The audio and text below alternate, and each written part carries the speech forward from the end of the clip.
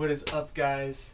Welcome back. Today is the first day of the second month, and that would make this day 1, week 5. So today is mostly an update on how things have been going. I took about, 3 days off working on the RV just due to the fact that it was pouring rain, like torrential downpours. And I came out today just to check on everything, make sure there's no leaks. And unfortunately, that is not the case. So I'll show you guys kind of what I discovered, and then we'll just go from there. So the dreaded shower, I had pulled all of this out, but unfortunately, just in here a bit, up here, and then this piece again at the bottom there is soaking wet, or it was.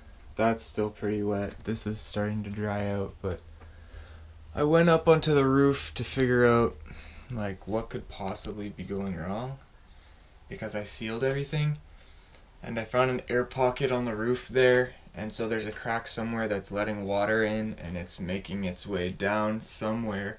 I'm assuming just along one of the seams on the side. So once I reseal the entire roof and pull out a lot of that old stuff, I'll be able to see if that fixes the issue, because I'm definitely going to be doing that before I close up the shower.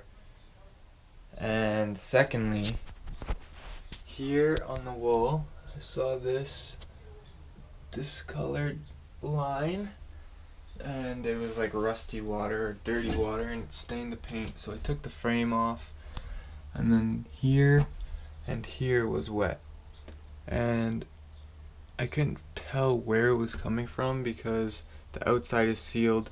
None of this was wet, and then there wasn't really much that was wet up here. Like this one was pretty much dry. This one was just a little bit wet, but I did what I did the last time, and I beaded this all off. And so we're just gonna let it all dry. Hopefully it dries fully. And then whenever it rains again will be the tell. So there's that I took care of. This one I can't really do too much about it at the moment, unfortunately. And then the third one was, I noticed that this was a bit wet up here. I as you can see, I've been a bit busy. I put spray foam insulation and some of that silicone rubber bead as well in here. Sprayed it all with the mold spray, but up here it was wet for some reason, and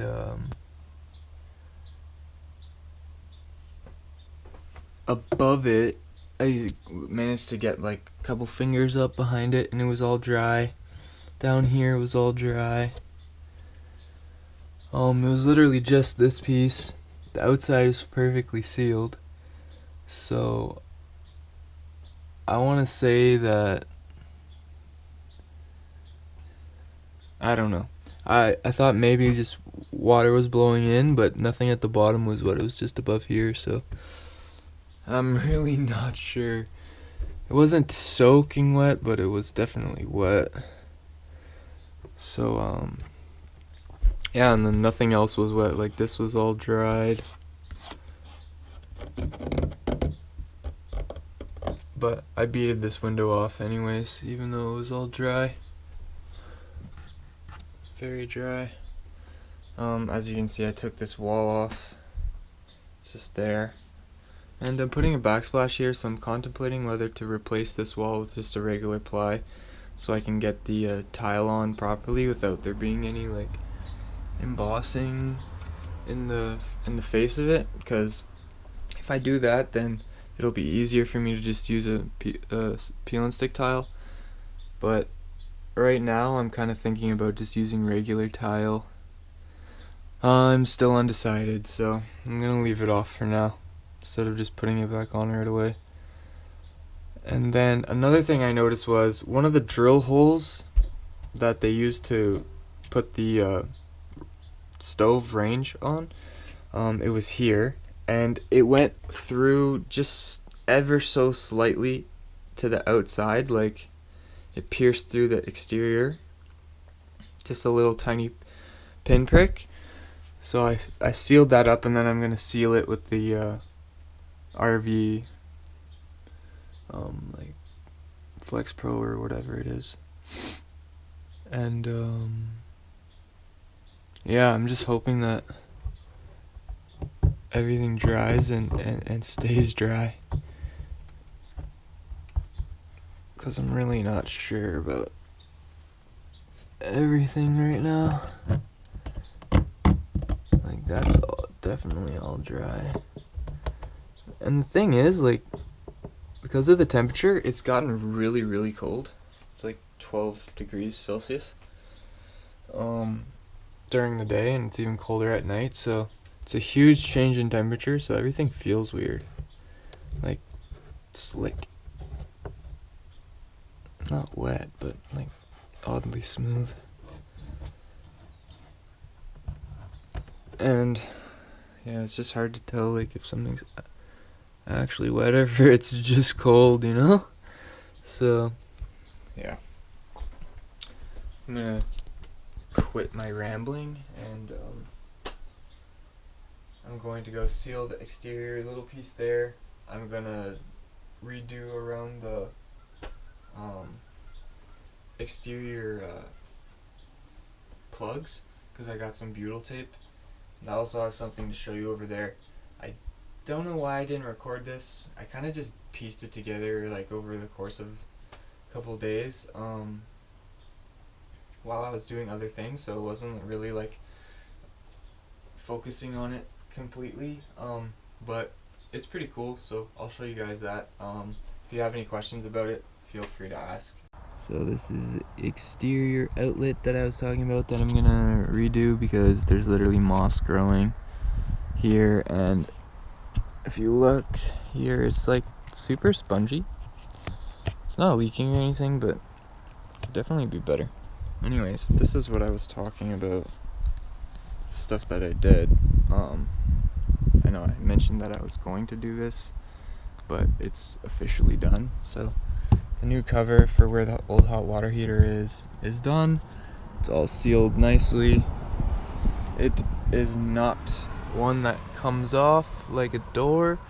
I could always take it off if I needed to, but I didn't end up using security screws either. I think I'm just gonna fill them. I don't know. We'll see. But the door I'm super happy about. It came out really nice. I got new locks for it. The only thing is the cylinder is a bit too long, so it like doesn't catch until it comes out to there. It's supposed to be in there like that. So I'm gonna add a little piece on the inside so it catches sooner and stays more secure.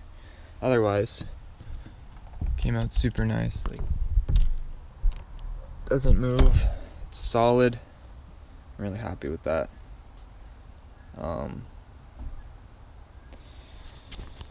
Yeah, so just admired my work for a second there. But yeah, this is the little hole that I was mentioning earlier by the vent here.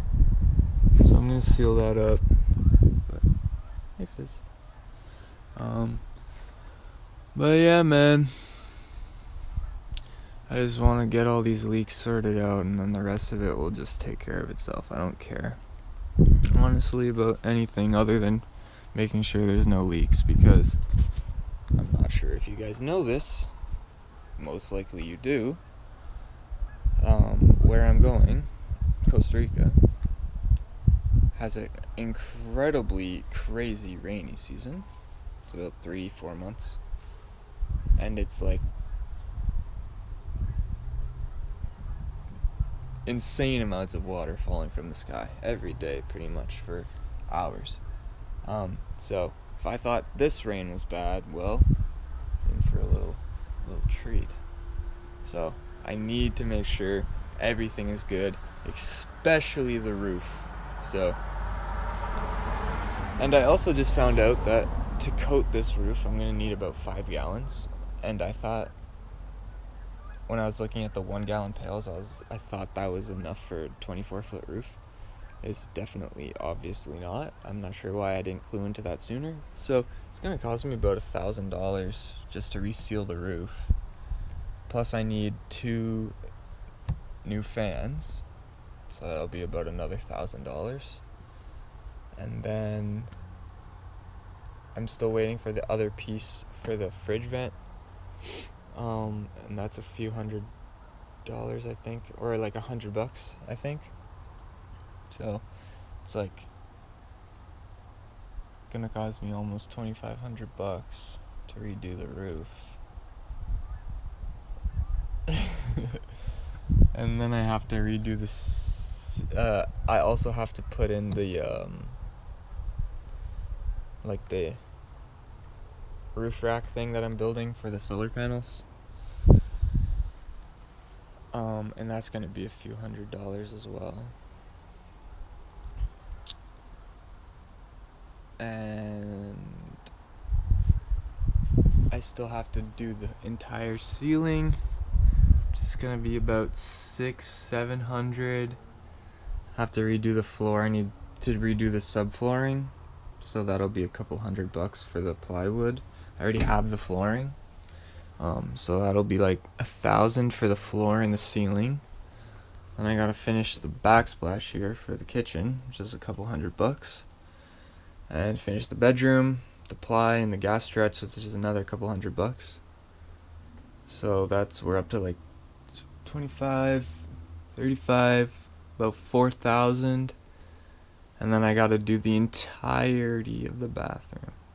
The shower pan's probably gonna be about 400, because I'm probably gonna need a custom pan.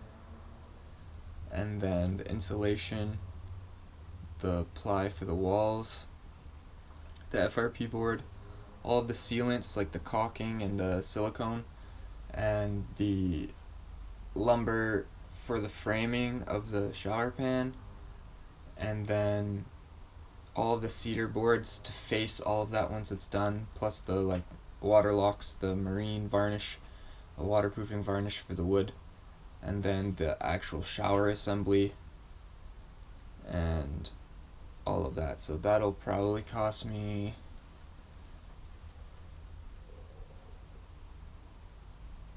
between $1,000 and $1,500, so that's $5,500 just to do those four or five things. So yeah, 5. It's kind of crazy. And I also tallied up my receipts for everything that I've spent so far, and it's $3,100. So, which actually isn't as bad as I thought. I thought it was gonna be more than that. But yeah, so I'm at 3,100 so far. Plus I spent 10 to buy the RV. Yeah, so 10 for the RV plus taxes and safety and registration was 12, plus my insurance was 7 or 8, so almost 13, and then 31 for everything I've spent so far. So that makes that 16, and then if I have to spend another 5, that's 21. Let's say 6, 22, plus my solar is going to be about 15 grand.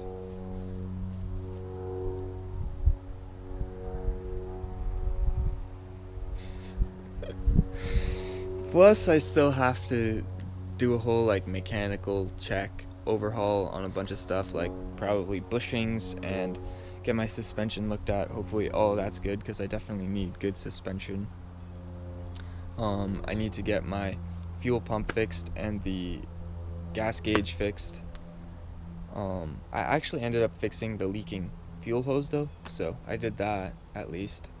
And then everything else I just need to check that out. So with everything I've spent and my projected spending, to get everything fully finished and everything that I need, so yeah, I said 16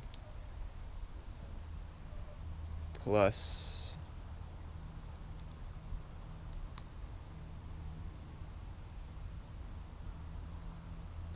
15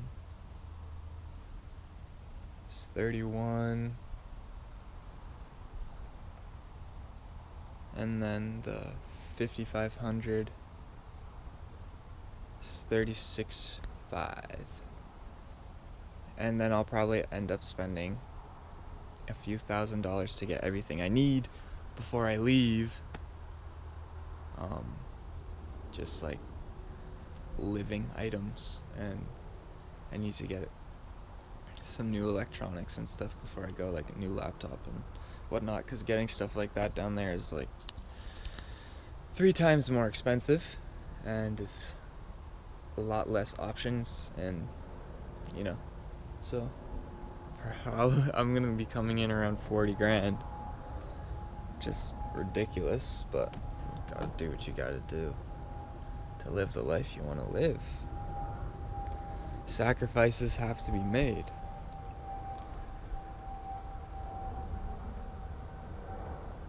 And I'm making them. So, yeah. We'll be probably sitting around 40 grand when all is said and done, and I'm on the road. And then I want to budget